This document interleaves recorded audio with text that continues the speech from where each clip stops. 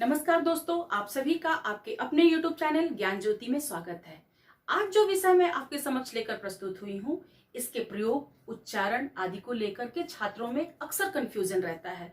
तो आइए इन्हीं विषयों पर कुछ हम चर्चा करेंगे और इस वीडियो में देखेंगे कि इसका कैसे हम यूज करते हैं, इनमें क्या डिफरेंसेस है, अंतर है, इसके विषय में पूरी हम लोग विस्तृत चर्चा करेंगे।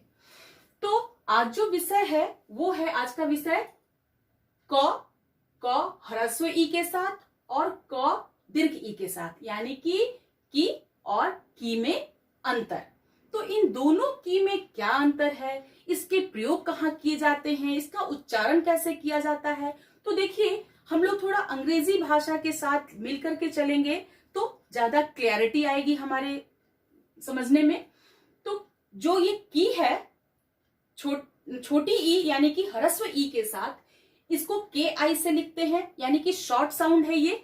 और ये जो बड़ी की है यानी कि बड़ी ई की मात्रा दीर्घ ई की मात्रा के साथ है, तो इसको के डबल ई से करते हैं, ये लॉन्ग साउंड है। तो शॉर्ट साउंड, लॉन्ग साउंड आप सभी जानते हैं। इसके उच्चारण में अगर 1 गुना समय लगता है, 1 सेकंड समय लगता है, तो उसके उच्चारण में 3 सेकंड समय लगता है। की और की ऐसे इसका उच्चारण करते हैं। तो इसके प्रयोग को लेकर के अक्सर कंफ्यूजन रहता है बच्चों में कि कहाँ छोटी की लगाएं, कहाँ बड़ी ई वाली की लगाएं।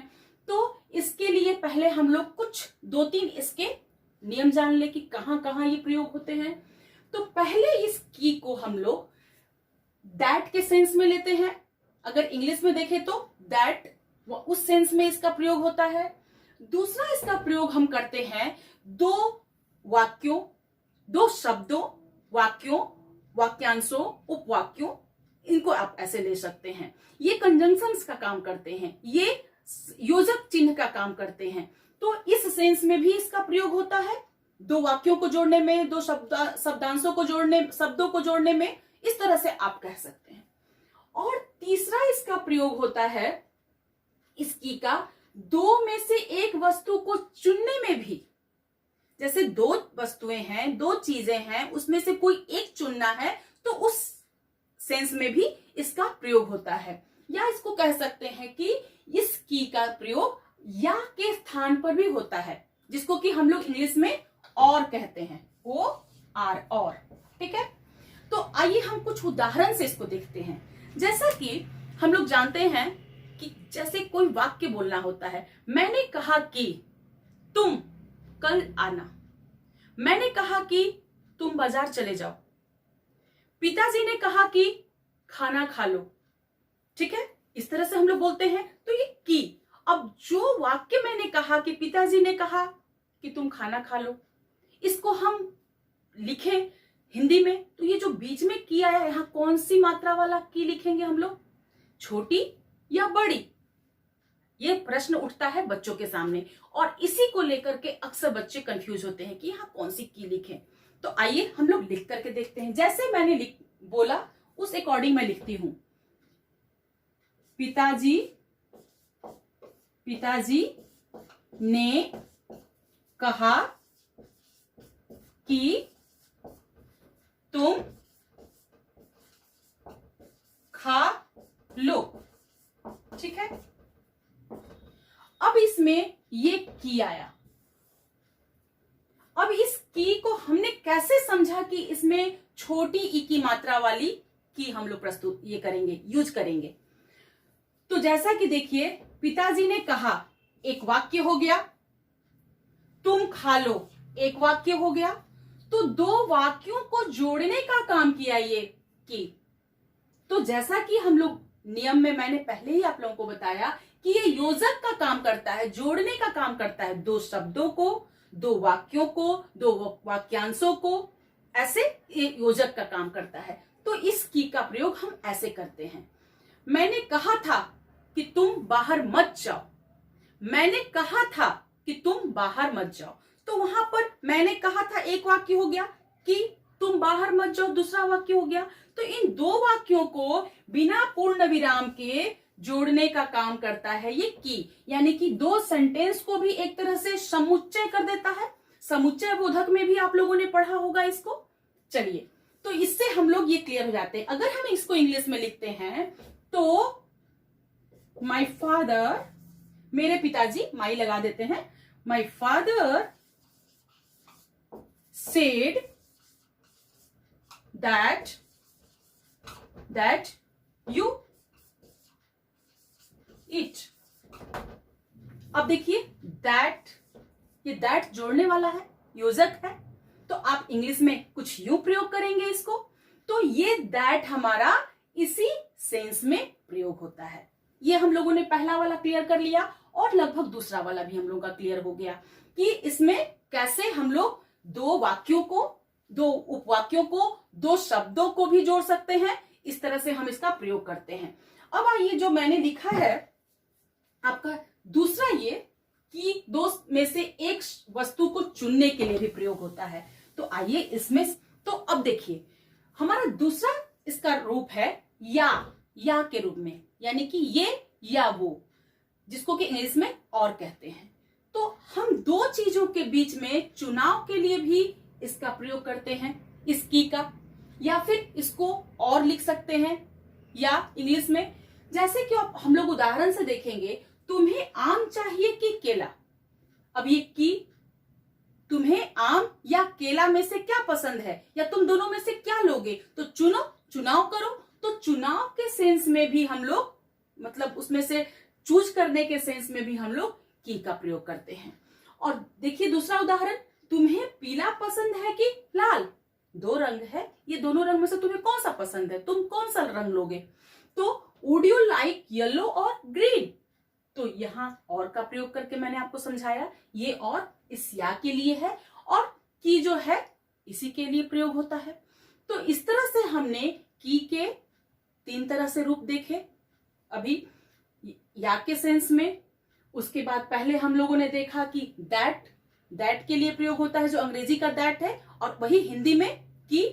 तो टोटल हम लोगों ने छोटी की का प्रयोग, यानी कि ह्रस्व ई के साथ जो की है उसका प्रयोग कहां कहां करते हैं, ये हम लोगों ने जाना। अब आइए हम लोग देखते हैं बड़ी ई के साथ की का प्रयोग। तो बड़ी ई के साथ प्रयोग, इसको हम लोग अपस्ट्रॉफी एस के साथ, इसको इस सेंस में हम लोग लेते हैं। जहां भी ये लिखा जाता है बड़ी की, समझिए कि वहां अपस्ट्रॉफी एस वाला, जैसे माई फादर्स नेम, मेरे पिता का नाम, मेरी माता, तो किसी का बिलोंगिंग्स जिसके साथ अटैच्ड है, संबंध है, तो ये संबंध बताने के लिए प्रयोग होता है ये की का प्रयोग। इसको हम लोग परसर्ग भी कहते हैं, परसर्ग, कारक के परसर्ग होते हैं ना, उस तरह से। चलिए आगे इसकी चर्चा करेंगे। तो पहला इसको हम लोग अपस्ट्रॉफी एस में, इंग्लिश में आप इसको देख लीजिए वैसे, और हिंदी में आइए तो दो तरह से इसका हम प्रयोग करते हैं। पहला, करना क्रिया का भूतकालिक रूप। करना क्रिया यानी कि डूइंग वर्ड, जो डूइंग वर्ड्स होते हैं, जो करने का, किसी काम को करना, उस क्रिया के भूतकालिक रूप में। जैसे मैं एक आपको एग्जाम्पल देकर समझाती हूं कि मैंने कल उसकी पिटाई की, मैंने कल उसकी पिटाई की। रोहन, तुमने कल लड़ाई की, क्वेश्चन मार्क है उसके बाद। तो रोहन, तुमने कल लड़ाई की, तो इस तरह से मैंने कल लड़ाई की, मैंने उसकी पिटाई की, तो ये भूतकाल में है, पास्ट टेंस में हम लोग इसकी बात कर रहे हैं। तो जब भी भूतकालिक क्रिया का प्रयोग करते हैं रूप का, तो हम लोग वहां पर इसकी चर्चा करते हैं। तुमने, पहला उदाहरण, तुमने कल लड़ाई की। देखिए यहां करने का सेंस आया, ये की का मतलब हो गया करना। तुमने कल लड़ाई की, मैंने कल उसकी पिटाई की। तो इस तरह से बहुत सारे एग्जाम्पल है। ये हमारा करना, भूतकालिक क्रिया के करने का हमें चिन्ह बताता है, या उसका प्रयोग के समय में हम लोग यूज करते हैं। अब आइए दूसरा हमारा संबंध कारक का स्त्रीलिंग रूप के रूप में, संबंध कारक का स्त्रीलिंग रूप के रूप में इसका प्रयोग करते हैं। तो अब संबंध कारक के आप जो विभक्ति चिन्ह है आप उससे वाकिफ हैं, का, के, की।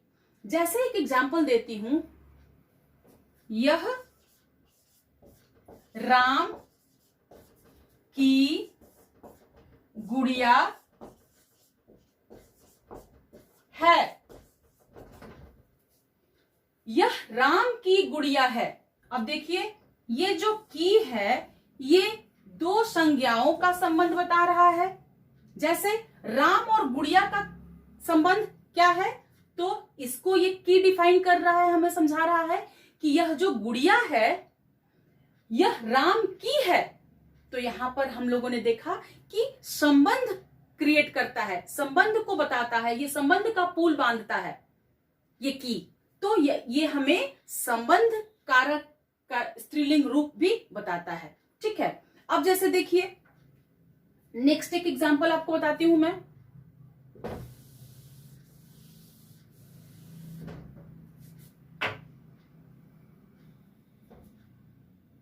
जैसे एक और एग्जांपल बताती हूं जिसमें कि दोनों की का प्रयोग हो, पहले वो आपको मैं समझा देती हूं।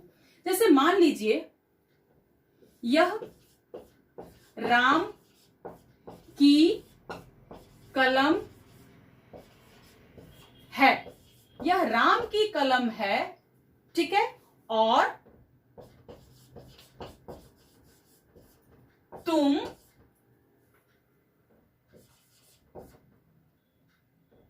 उसे